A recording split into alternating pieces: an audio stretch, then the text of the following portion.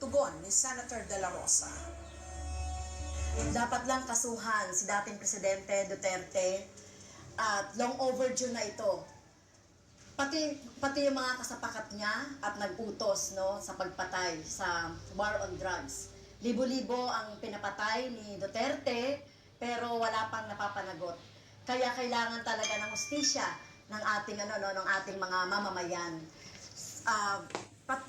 Sinasabi natin dito na dapat ay yung kaso na ito ay matagal na, pati na rin siguro. Senator De La Rosa. Ang sagot ko dyan is conditional, no? Hybrid.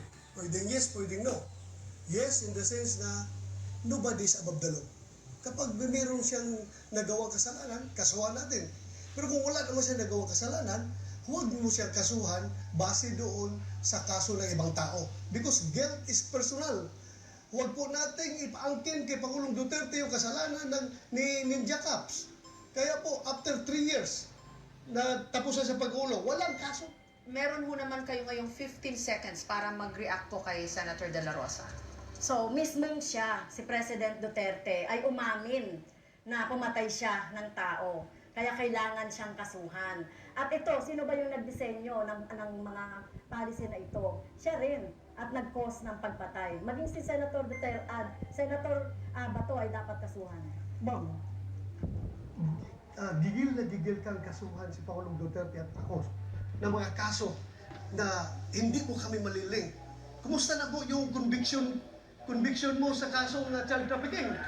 Ano na po nangyari? Bakit nandiyan ka pa? Hindi ka pa nagkulong. Yun na, ang tanong ko, isagot lang. Kasi ang ordinaryong tao ito to, pagkitubusumon ka, hindi ka nakulong. Eh sila pag yung mga ordinaryong tao, kulong tagal. Kung ito po ay nasa Kongreso, ay ang order ko po dahil wala siya sa tanong. No? At ang ginawa po natin na pagre-rescue, tama lang po yung ginawa ko na pagre-rescue sa mga teachers, sa mga bata na biktima ng mga harassment, intimidation at threat doon sa sinasabi ni Senator Bato na kaso.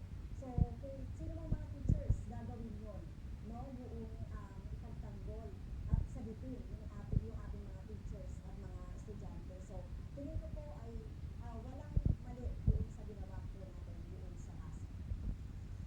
Now, Senator De La Rosa, may pagkakataon po kayo na magtanong o mag-react pa rin sa posisyon po ni Representative Castro. 15 seconds po. Ano pong rescue na pinagsasabi?